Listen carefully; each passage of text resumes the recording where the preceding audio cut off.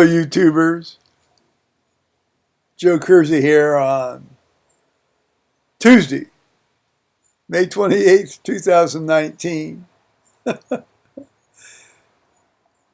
at 16:30 Eastern Daylight Time. I almost forgot to tell you the time.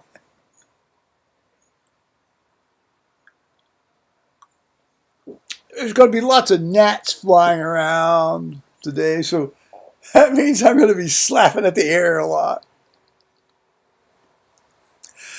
I haven't talked to you. It's been about a little bit about a week, I think. In the time that has passed,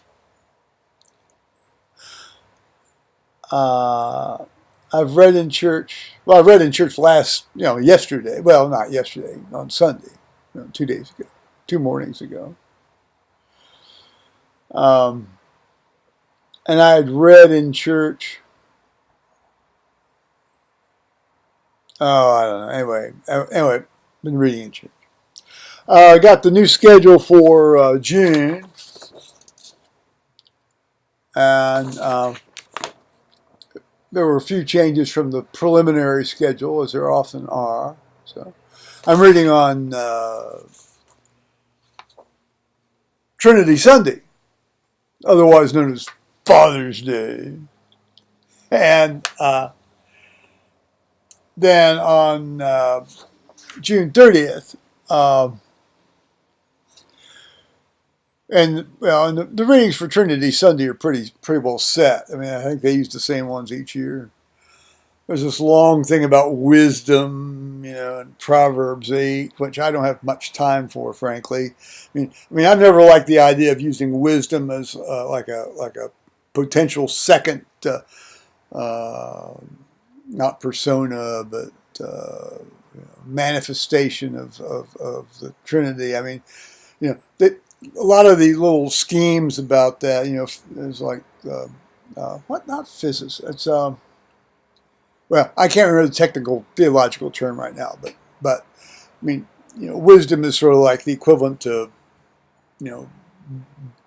Jesus, God's hand there when creating the universe and all that. And I don't agree with that. But a lot of the pre, like 300, 400, 200 BC Jewish literature uses that conceit of wisdom as like an assistant to God. Of course, Jesus isn't an assistant to God. He's, of one substance and one being with the Father. But that's just me. So, but on the other hand, I get to read on June 30th. I get to read the thing where Elijah is, taken up in a chariot of fire to heaven. I mean, that is such a fun thing to read, and so I'm looking forward to that one. Okay. Well, I've had 2 physical therapy sessions since I last talked to you. I think yes. Had one this morning at 10, and I had one on Friday at 8:30 in the morning. Of course, you come out of these feeling somewhat beaten up. I didn't come out of this one today feeling beaten up. I came out of it feeling like I had gotten to the end of my physical limit for what they were asking me to do. I'd had a fair amount of fasciculations in my left quadriceps muscles during this, and I was starting to become very unsteady. There's a lot of like pull stuff sideways and maintain this kind of posture, which is good. And then you have to go back to, and then you go back against, you go out against the weight, then you go back as the weight drops on the pulley. And we're about 45 minutes into this stuff, and I was I was dripping sweat, and I I just got really well. Then we ended. That's fine. So this was the therapist on Friday was a guy, and the therapist today was another one of the three women team working, which I've been assigned to. I mean, she's good. But I would have preferred if she could have, because I was trying to do everything she told me how to do it. Keep, things you have to put your back straight this way, and maybe, not quite hips forward this much, And so I was trying to comply, but there's a lot of this stretching stuff where you put your foot behind you, which this is just not a thing I do. And I would forget something. I mean, I was inevitably falling out of proper positioning. And I think I would have preferred her to sort of like just keep banging on about, don't forget about this, don't forget about that, don't forget about that. The guy on Friday did. And I responded very well to that. So I don't know whether I responded well to that because he was a guy or he was just pointing out stuff I had forgotten to think more accurately about.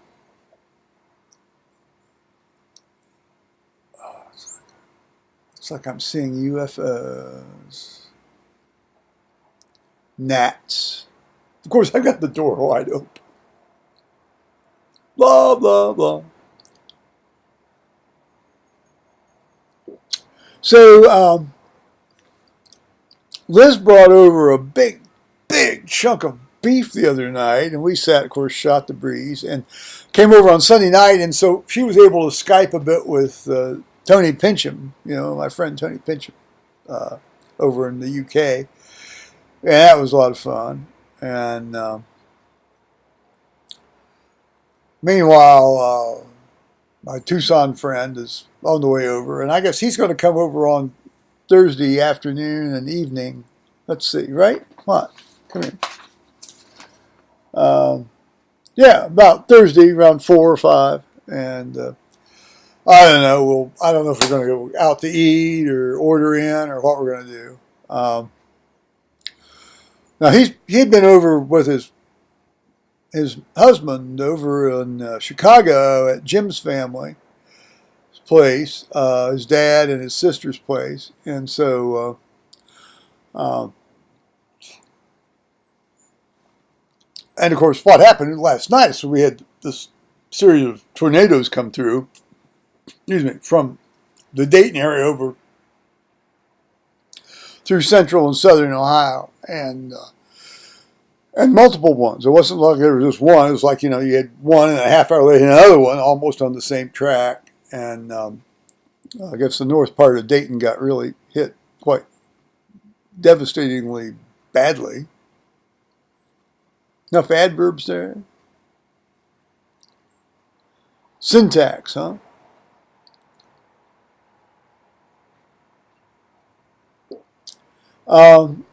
But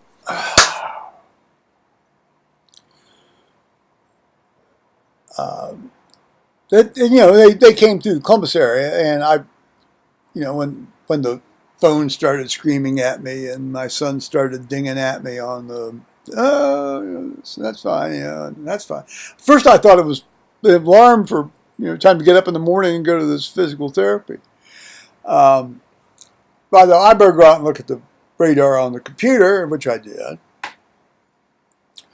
And, it's like, let's put it this way. We've had lots worse come through here at this place. The radar's kind of color, the purple's the worst. There were two little tiny purple things, and they went sort of well south of us and then curved up to the east. And if you looked out to the east, a neighbor, you looked out to the east and you saw these, and they were terrifying. It was like a wall of lightning, and just swirling, swirling, swirling, swirling. You know, I can only imagine. You know, people cowering in their bathrooms or their basement stairs and getting, you know. And there was some guy in Northwest Ohio who talked about how, you know, like he looked out and he saw this thing, and no, yeah, well, no, it was a guy in southern Ohio, you know, but I mean, it's northern Ohio too. It's just a, oh, it's awful. But as many people pointed out in various comment sections on various places on the internet, they'd far rather have the occasional tornado than have to go through a hurricane or an earthquake. And I'm kind of one of those folks too.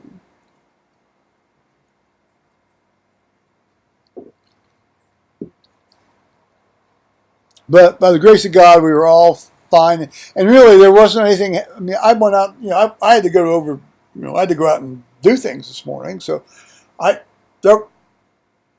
we've had far many more things down and blown down and debris and things just from a, you know, big thunderstorm. And these were big thunderstorms. Don't get me wrong about that. Speaking of big thunderstorms, on the way up to church on Sunday, I drove through one that was like I was in a car wash. I mean, I couldn't see. Wipers on full speed. Couldn't see. Knew I had to pull off, but, you know, there's places you can pull off on that road on the way up to Delaware, places you can't. You know, sometimes the shoulder's a full shoulder, sometimes it's just not, and you're sort of hanging halfway out into the lane.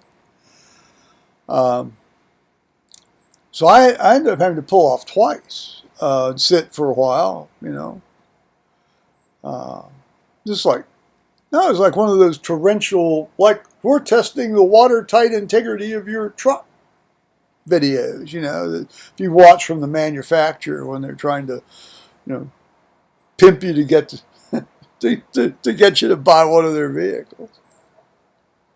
Oh, look how well we make them.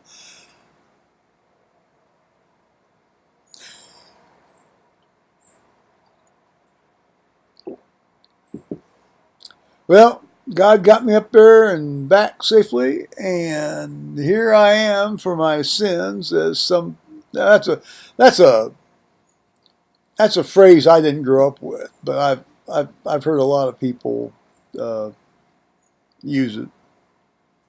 I mean, that doesn't agree with my theology. You know, God doesn't leave you alive because you've been sinful. That's illiterate theology.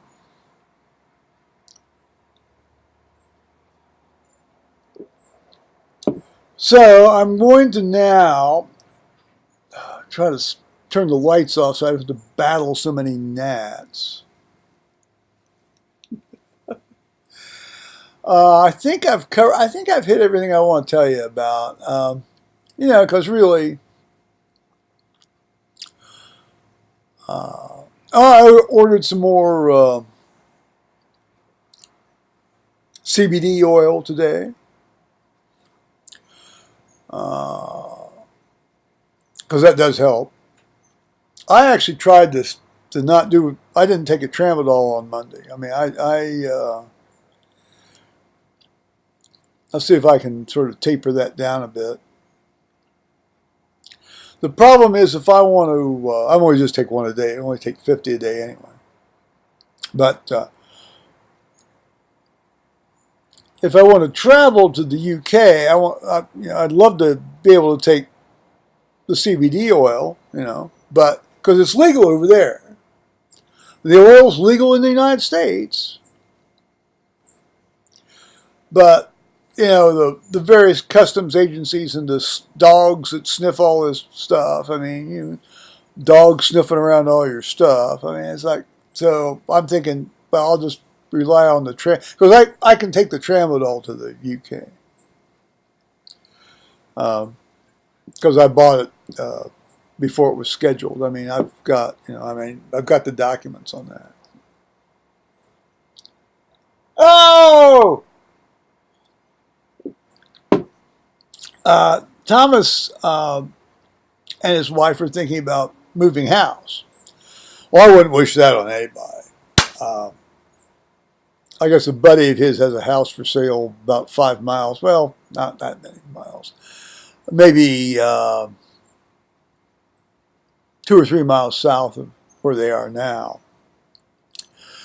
And he sent me an address. It actually turned out to be the address. It was like, like 2 doors up from where the actual house is.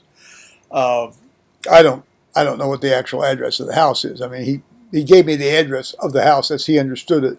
But Google Earth thinks he thinks the actual address of that house is like a major, very large Presbyterian church in that neighborhood. But he then sent me like one of these Zillow things. And and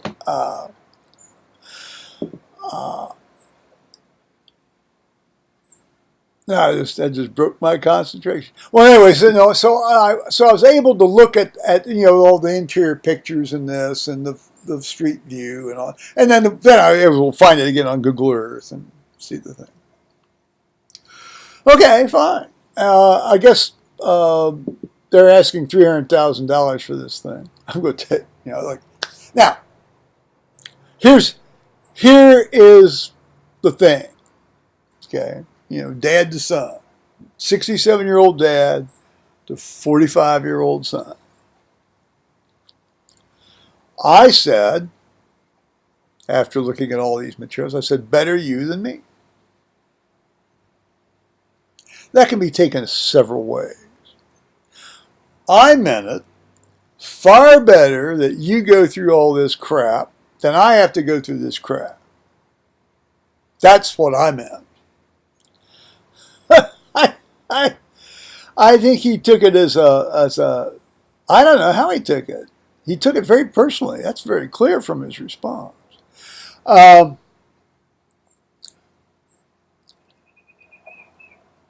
It's from the street, it's an absolutely ugly house, I think. And leaving aside the fact I would not want to live in that area of Columbus or in Columbus, period. I think it's a smaller lot than the first house I bought on 2295 North 4th Street in Columbus, Ohio. I mean, it's slightly smaller. And the back edge of it, oh, good Lord, and the back edge of it,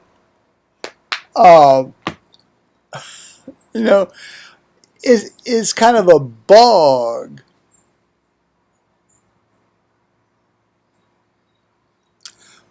And also remember that wide-angle lenses used by real estate agents hide and conceal or misrepresent a multitude of sins.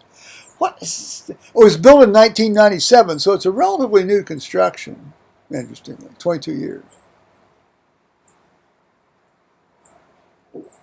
Well, if I were to move in and play, I wouldn't pay $300,000 for it. But Zillow seemed to think it was like $278,000. I know we have a number of nice, fairly nice condo units up here for sale in the mid-high to. Okay. Well, anyway, when I basically, I used the phrase "better you than me." He took a great deal of umbrage to that, and he said, "I really wish you could be a cheerleader for this." He says, "It's even got a place for your dying ass." Now that's a quote. Dying. We even have a place for your dying ass.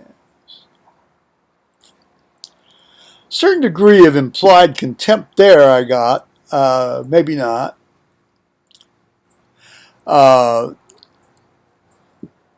Yeah. Yeah. Yeah. Again, better him than me. If he wants to move and he's got the money and it works out fine, good. Go for it. That's what I did. So now I've got to tend to these dings. And I'm going to say bye-bye, YouTubers.